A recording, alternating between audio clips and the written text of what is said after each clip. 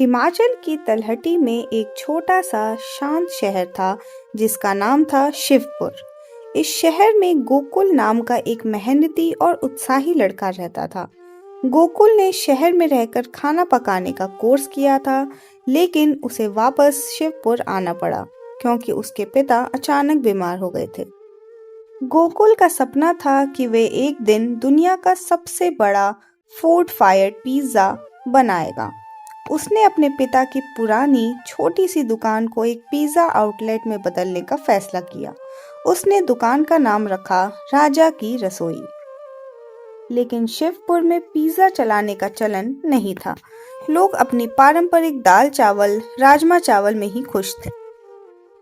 गोकुल ने अपनी बचत के सारे पैसे लगाकर एक छोटी मिट्टी और ईंटों से बनी ओवन तैयार की। वो जानता था कि असली स्वाद सिर्फ एक भट्टी की आग ही बना सकती है। उसने अपने पिज्ज़ा में स्थानीय चीज़ों का इस्तेमाल किया। टमाटर से बनी सॉस, ताज़े पनीर और खेतों की ताज़ी सब्जियां। उसका पिज्ज़ा स्वादिष्ट था, लेकिन ग्राहक नहीं थे। गोकुल बेटा, ये सब विदेशी खाना यहाँ नहीं चल पाएगा। इस पिज्ज़ा में तो तुम्हारा सब कुछ लग गया है। दुकान में मक्खियाँ भिनभिना रही हैं।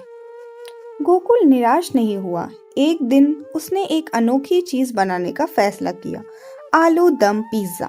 उसने अपने पिज्जा बेस पर पारंपरिक इटालियन सॉस की बजाय एक खास पहाड़ी आलू दम की सब्जी फैलाई, ऊपर से ताज़ा पनीर और धनिया डाला और उसे भट्टी में सेक दिया।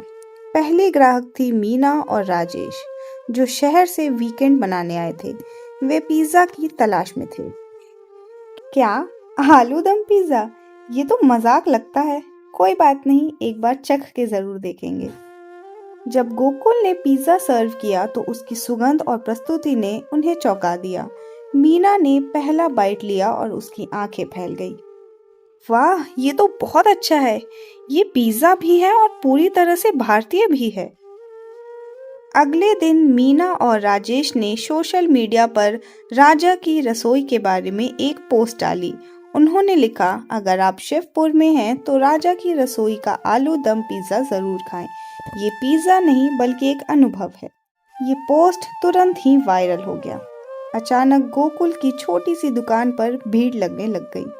शहर से लोग वीकेंड पर केवल उसका आलू दम पिज्ज़ा खाने आने लग गए। गोकुल रातों रात पिज्ज़ा का जादूगर बन गया। उसकी कमाई इतनी बढ़ गई कि उसने अपने पिता का अच्छे से अच्छे हॉस्पिटल में इलाज करवाया। गोकुल की सफलता की कहानी जल्द ही बड़े शहरों तक पहुंची। दिल्ली में एक बहुत बड़ी इंटरनेशनल पिज्ज़ा चेन थी जिसका नाम था द ग्लोबल क्रस्ट। उनका मालिक था एक चालाक और घमंडी व्यवसायी मिस्टर सेठ। मिस्टर सेठ ने शिवपुर आकर गोकुल का पिज्ज़ा खाया। उसे स्वाद और भीड़ देखकर ईर्ष्या हुई। ये गांव का लड़का मेरी इंटरनेशनल चेन को टक्कर दे रहा है। मिस्टर सेठ ने गोकुल को एक बड़ा ऑफर दिया। गोकुल, मैं तुम्हें 1 करोड़ देता हूँ। तुम ये दुकान बंद करो और दिल्ली आकर मेरे लिए काम करो। तुम्हारी रेसिपी और तुम्हारा हुनर सिर्फ मेरा होगा। गोकुल ने विनम्रता से मना कर दिया। सर, ये दुकान सिर्फ मेरी नहीं है, ये मेरे पिता का सपना है और मेरे गांव का गर्व है। ये रेसिपी मैंने अपनी मिट्टी से सीखी है, इसे बेच नहीं पाता। मिस्टर सेठ ने उसको धमकी दी, अगर तुम नहीं माने तो मैं तुम्हारी दुकान के ठीक सामने इससे भी बड़ी और भव्य द ग्लोबल क्रस्ट की शाखा खोल दूंगा और तुम्हारा सारा धंधा चौपट कर दूंगा। गोकुल डर गया, लेकिन पीछे हटने की उसने जरा भी नहीं सोची। करीबन 1 महीने बाद गोकुल की दुकान के सामने एक भव्य और चमकती हुई पिज्जा शॉप खुल गई, द ग्लोबल क्रस्ट शिवपुर शाखा।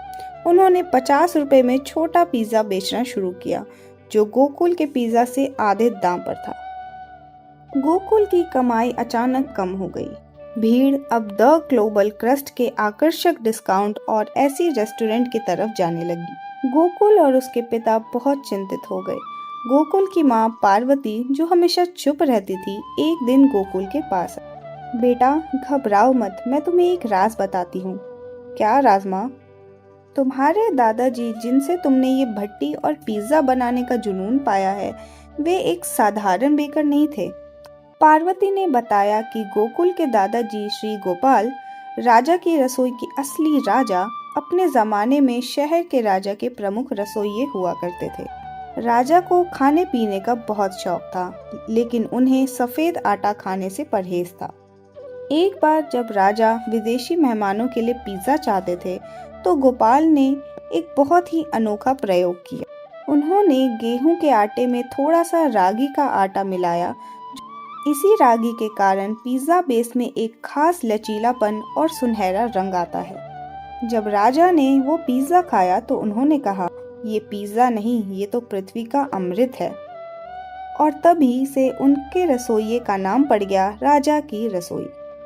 गोपाल ने अपनी मृत्यु से पहले वह गुप्त रागी बेस की रेसिपी एक पुराने तांबे के बक्से में बंद करके रखी थी, जिसे उन्होंने भट्टी की नींव के पास छिपा दिया था। गोकुल, उस बक्से को ढूंढो। तुम्हारी ताकत आलू दम में नहीं, बल्कि उस राजा के बेस में है।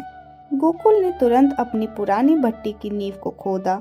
उसे वहां तांबे का एक पुराना बक्सा मिला, जिसमें एक फटी हुई रेसिपी की डायरी लिखी थी। डायरी में केवल रागी के आटे को सही अनुपात में मिलाने का राज लिखा। गोकुल ने तुरंत अपनी रेसिपी बदली। उसने अब अपने बेस में रागी का उपयोग करना शुरू कर दिया। नया राजा की रसोई पिज़्ज़ा पहले से कहीं ज़्यादा स्वादिष्ट, पौष्टिक और मज़ेदार हो। सबसे बड़ी बात थी कि रागी के कारण उसका बेस अन्य पिज़्ज़ा बेस से बहुत ज़्यादा अलग दिखता था, हल्का भूरा और कुरकुरा। जब ग्राहक ने नया पिज़्ज़ा खाया तो वे तुरंत पहचान गए कि ये अब तक के सभी पिज़्ज़ा से अलग है। ये हल्का था, पेट को खराब नहीं करता था और स्वाद में एक अनोखी गहराई थी। एक ग्राहक ने द ग्लोबल क्रस्ट के मालिक मिस्टर सेठ से कह ही दिया, सर आपका पिज़्ज़ा अच्छा है, लेकिन गोकुल का पिज़्ज़ा असली पिज़्ज़ा है। उसका बेस में कुछ ऐसा है जो कहीं नहीं मिलता। धीरे धीरे सारी भीड़ फिर से राजा की रसोई में लौटने लग गई। लोग 50 रुपए के सस्ते पिज़्ज़ा को छोड़कर 120 रुपए का गोकुल का रागी बेस पिज़्ज़ा खाने लग गए। मिस्टर सेठ ने हार मान ली। उसने अपनी शाखा बंद की और गोकुल के साथ हाथ मिलाकर कहा, तुम्हारा हुनर और तुम्हारे वंश का रहस्य मेरे बड़े पैसे पर भारी पड़ गया। तुम सच में पिज़्ज़ा के राजा हो। गोकुल ने न केवल अपना व्यापार बचाया, बल्कि रागी जैसे पौष्टिक स्थानीय अनाज को राष्ट्रीय स्तर पर लोकप्रिय बना दिया। दोस्तों, इस कहानी से हमें ये सीख मिलती है कि सच्ची सफलता तब मिलती है जब इंसान अपने जड़ों, अपनी परंपरा और अपनी पहचान को छोड़ने के बजाय उसे ही अपना सबसे बड़ा ताकत बना ले। अगर आपको ये कहानी पसंद आई हो तो कृपया लाइक और सब्सक्राइब ज़रूर करें। धन्यवाद।